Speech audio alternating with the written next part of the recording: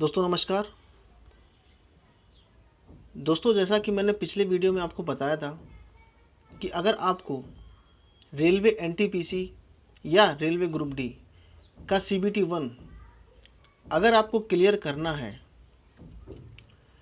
तो उसके लिए हमारी क्या रणनीति होनी चाहिए, क्या हमें पढ़ना चाहिए और क्या हमें छोड़ना चाहिए। हमको ये बहुत अच्छी तरीके से पता होना चाहिए कि हमें किस सब्जेक्ट में ज़्यादा फोकस करना है, कौन सा सब्जेक्ट ज़्यादा इम्पॉर्टेंट है, किस सब्जेक्ट से ज़्यादा क्वेश्चन पूछे जाते हैं। तो हमारी जो रणनीति है वो बहुत ही क्लियर होनी चाहिए, तभी हम सीबीटी एग्ज़ाम क्लियर कर सकते हैं। और मैंने ये भी बताया था कि अगर आप मिनिमम 70 प्लस स्कोर करते हैं तो आपका सीबीटी 1 क्लियर हो ही जाएगा। तो जैसा मैंने आपको बताया था कि मैथ में 30 क्वेश्चन आने हैं 30 नंबर के, रीजनिंग में 30 क्वेश्चन आने हैं 30 नंबर के, और जीएस में 40 क्वेश्चन आएंगे 40 नंबर के। टोटल 100 नंबर का पेपर होगा आपका। इसके बाद मैंने बताया था जीके का जो पोर्शन होगा वो 15 नंबर का होगा, जनरल साइंस वो भी 15 नंबर की होगी, और करंट अफेयर वो 10 नंबर की होगी। ये जो 10 नंबर हैं ये आप पूरे ला सकते हो, बस आपको करंट को बहुत अच्छे से पढ़ना है। और जनरल साइंस के भी आप ये 15 नंबर बहुत ही आसानी से प्राप्त कर सकते हो, बस आपको फिजिक्स और बायोलॉजी इन दोनों में अच्छी पकड़ बनानी होगी। मैं आपको फिजिक्स में केवल 4 चैप्टर बताऊंगा और वो अगर आपने तैयार कर लिए तो फिजिक्स आपकी 80% तैयार हो जाएगी। दे दो फिजिक्स में वो जो 4 चैप्टर हैं उन्हीं से मोस्टली क्वेश्चन पूछे जाते हैं। और फिजिक्स में कुछ अलग से पढ़ना है, जैसे मात्रक हो गया, सदिश राशियाँ हो गई, अदिश राशियाँ हो गई, खोजकर्ता हो गए जैसे। तो ये कुछ चैप्टर हैं, ये आपको थोड़े फिजिक्स में अलग से पढ़ने होंगे। बाकी जो फिजिक्स है वो आपकी 80% उन्हीं 4 चैप्टरों से कंप्लीट हो जाएगी। और दोस्तों एक चीज़ और है, जनरल साइंस में ज़रूरी नहीं कि 15 ही क्वेश्चन आए, ज़्यादा भी आ सकते हैं, ये पूरी संभावना है। आपको 15 से 20 क्वेश्चन देखने को मिल सकते हैं जनरल साइंस से। जीके की अगर मैं बात करूं तो इसमें जो क्वेश्चन होते हैं ये आप सभी करना मुश्किल है। जीके के जितने क्वेश्चन कम होंगे जनरल साइंस में उतने ही ऐड हो जाएंगे, क्योंकि इस समय जनरल साइंस और करंट अफेयर इनको प्रायोरिटी ज़्यादा दी जा रही है, तो इन पर आपको ज़्यादा फोकस करना है। तो अब हम बात करते हैं वो कौन कौन सी किताबें हैं जिनसे हम अपनी पढ़ाई की शुरुआत कर सकें। देखो, अगर आपको मैथ बिल्कुल भी नहीं आती है, आप बिल्कुल मैथ में ये मान के चलो कि आप मैथ में बिल्कुल जीरो हैं, तो ये एक पब्लिकेशन है शारदा पब्लिकेशन।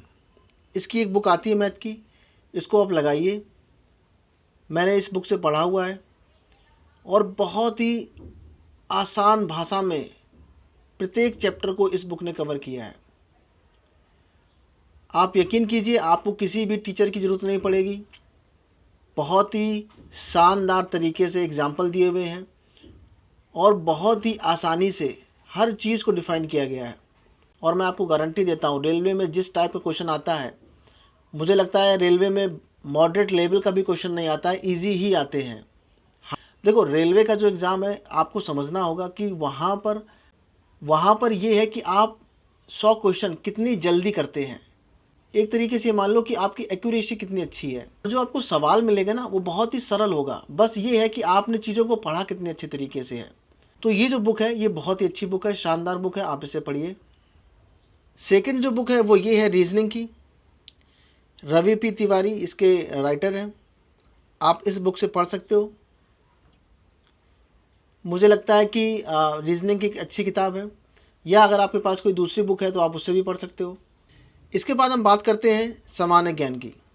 तो उसके लिए ये ल्यूशन की जो बुक है बहुत ही अच्छी बुक है। मैंने आपको बताया कि जो सामान्य ज्ञान के हैं 15 क्वेश्चन ही आने हैं और हो सकता है कम ही आए। तो मैं अपने अगले वीडियो में आपको बताऊंगा कि कौन कौन से टॉपिक पढ़ने हैं। जैसे मैं अभी आपको बता देता हूँ यहाँ पर, physics, biology, modern history and plus polity. 4 चीज़ें आप तैयार कर लोगे, आपका कुछ नहीं छूटने वाला है।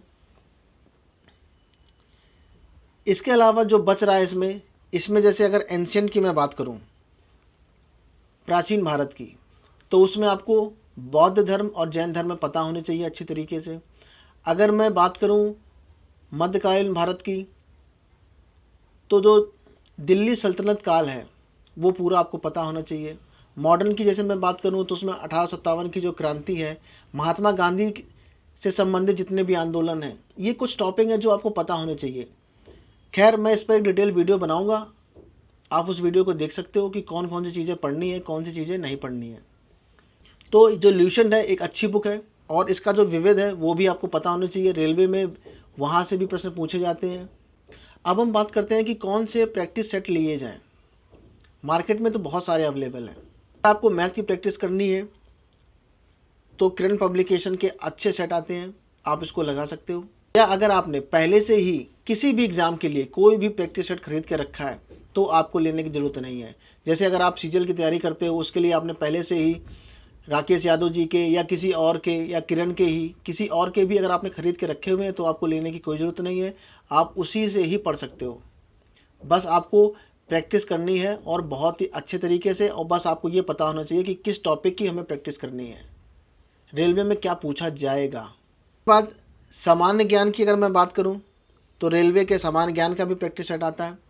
किरण पब्लिकेशन का ही रीजनिंग की भी बुक आती है, प्रैक्टिस सेट आता है, ये भी आप लगा सकते हो। किरण पब्लिकेशन का सामान्य ज्ञान का भी प्रैक्टिस सेट अवेलेबल है और इसको भी आप लगा सकते हो। मैंने किरण पब्लिकेशन के आपको 4 सेट बताए, एक रीजनिंग का, एक मैथ का, एक सामान्य विज्ञान का और एक सामान्य ज्ञान का। इसके बाद जो नेक्स्ट अगर मैं बात करूं तो वो है रुक्मणी का द प्लेटफॉर्म करके बुक आती है। इसमें रेलवे के गणित के 3200 क्वेश्चन दिए हैं। इसी तरीके से समान अध्ययन का भी आता है सेट इनका, वॉल्यूम 2 करके। रुक्मणी का आपको मैथ का, रीजनिंग का और सामान्य ज्ञान का मिल जाएगा। और साथ ही इनकी अलग अलग भी कुछ बुकें आती हैं, जैसे भौतिक की अलग आती है, रसायन की अलग आती है, जीव विज्ञान की अलग आती है। तो आपको क्या करना है, अगर आप अलग से पढ़ना चाहते हो तो आप अलग से खरीद लो और एक एक बुक को आप आराम से पढ़ सकते हो। इसके बाद जो नेक्स्ट पब्लिकेशन है वो है घटना चक्र। ये मेरा पर्सनल फेवरेट है। तो घटना चक्र का भी रीजनिंग की बुक आती है, समान अध्ययन की बुक आती है, इसके बाद समान गणित की भी आती है घटना चक्र की, और इसके बाद समान अध्ययन का ही एक पेपर आता है आपको मार्केट में मिल जाएगा, जिसमें क्या है कि पिछले जो भी एग्ज़ाम हुए हैं उनमें कैसे कैसे प्रश्न पूछे गए, पूरा प्रैक्टिस सेट दिया हुआ है उनका, आप उनको पढ़ के देख सकते हो कि किस तरीके का पेपर पूछा जाता है। रेलवे की जैसे ये एक बुक है घटना चक्र की रेलवे के लिए, इसमें भी वर्ष 2001 से 2018 तक के ऑनलाइन ऑफलाइन जितने भी पेपर अभी तक हुए हैं, अगर देखा जाए कि 199 परीक्षाओं के और ग्रुप डी के 179 परीक्षाओं के हल प्रश्न पत्र दिए हुए हैं। तो ऐसे प्रैक्टिस सेट आप ले सकते हो, जिससे आपको पता चलेगा कि रेलवे कैसे प्रश्न पूछता है और किस तरीके से हमें अपनी तैयारी करनी है। इसके बाद जो नेक्स्ट पब्लिकेशन है वो है स्पीडी पब्लिकेशन। इसके भी सामान्य विज्ञान के और समान अध्ययन के प्रैक्टिस सेट आपको मार्केट में मिल जाएंगे। मुझे लगता है स्पीडी की आपको बुक खरीद ही लेनी चाहिए, जिसमें आपको सामान्य विज्ञान का स्पीडी जिसमें आपको फिजिक्स, केमिस्ट्री और बायो तीनों आपको स्पीडी से पढ़ लेनी है, और अदर बुक से भी पढ़ना चाहो तो आप पढ़ सकते हो। और आपको स्पीडी की करंट अफेयर भी ले लेनी चाहिए, अच्छी बुक है ये करंट अफेयर के लिए। और इसके अलावा अगर आप करंट अफेयर किसी चैनल से पढ़ना चाहें तो भी पढ़ सकते हो, आप मुझे फॉलो करना चाहें तो कर सकते हो। इसके साथ ही आप घटना चक्र जो बुक है करंट की, वो भी एक ऑथेंटिक अच्छी बुक है, आप उससे भी पढ़ सकते हो। बुक है जैसे राकेश यादव सर की जैसी समान अध्ययन की बुक है, अगर आपके पास ये बुक है समान अध्ययन के लिए तो आपको ऊपर कोई भी समान अध्ययन की किताब लेने की जरूरत नहीं है। बस आपको टॉपिक वाइज पता होना चाहिए कि कौन सा टॉपिक मुझे पढ़ना है रेलवे के लिए, किस टॉपिक से ज़्यादा प्रश्न पूछे जाते हैं। और अगर आपको पिछले वर्षों के जो भी पेपर अभी तक हुए हैं उसकी अगर आपको कोई भी बुक मिल जाती है, चाहे वो घटना चक्र की हो, किरण की हो, आपको ले लेनी है, आपको पढ़ना है उससे, जिससे आपको आइडिया हो जाए कि कौन कौन से टॉपिक मुझे पढ़ने हैं, कौन कौन से टॉपिक इंपॉर्टेंट हैं। पहला पब्लिकेशन था किरण पब्लिकेशन, सेकंड था रुक्मणी, घटना चक्र, फोर्थ था स्पीडी। इन चारों में से आप कोई भी पब्लिकेशन ले सकते हो। और अगर आपके पास राकेश यादव सर का मैथ का, अगर रीजनिंग का और सामान्य अध्ययन की अगर इस तरीके की बुक है तो आप उनमें से कोई भी मत लो, बस आप इन्हीं में अच्छे से प्रैक्टिस करो बार बार। मैं आपसे देखो, मैं आपसे फिर से एक चीज़ कहूँगा कि 10 किताबें खरीदने से कुछ नहीं होगा। आपको बस एक बुक खरीदनी है किसी भी सब्जेक्ट की, और उसी बुक को, जैसे आपने मैथ की अगर किरण पब्लिकेशन की एक बुक खरीद ली, तो बस आपको उसको पढ़ना है 1 बार 2 बार 6 बार 10 बार, जितनी बार आप लगा सकते हो आप उसको लगाओ, प्रैक्टिस करो, अपने पे विश्वास रखो और आप पेपर क्लियर करोगे। सबसे अच्छी चीज़ क्या होती है कि आपको जीएस में अच्छा फोकस करना है। आपको कोशिश करनी है कि जीएस में आपको 40 में से 35 नंबर लाने ही हैं, जिसमें से आपको जनरल साइंस और करंट के जो भी 30 प्रश्न होंगे, मानता हूँ कि जनरल साइंस के 15 प्लस क्वेश्चन आएंगे, हो सकता है 20 क्वेश्चन ही आ जाए, तो वो आपको जो 30 क्वेश्चन है वो आपको पकड़ने हैं कायदे से। इसके बाद अगर जो 10-11 क्वेश्चन जीके से आएंगे, उनमें से भी आपको 5-6 क्वेश्चन सही ही करना है।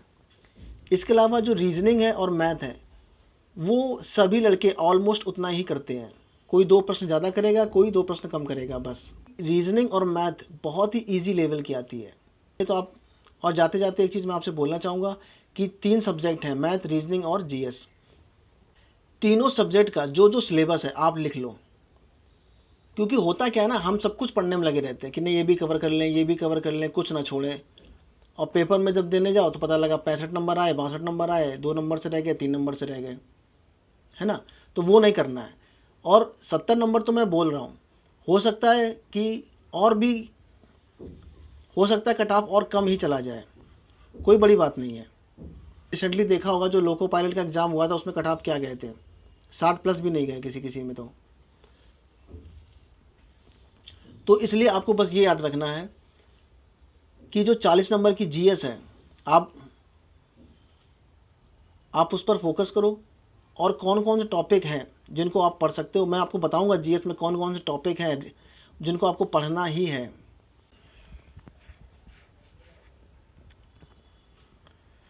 और अगर आप कुछ पूछना चाहते हो तो आप कमेंट सेक्शन में लिख के मुझसे पूछ सकते हो। अगर आपको वीडियो अच्छा लगा तो प्लीज़ आप इसको लाइक करो, शेयर करो, सब्सक्राइब करो। आपका दिन शुभ हो। बहुत बहुत धन्यवाद।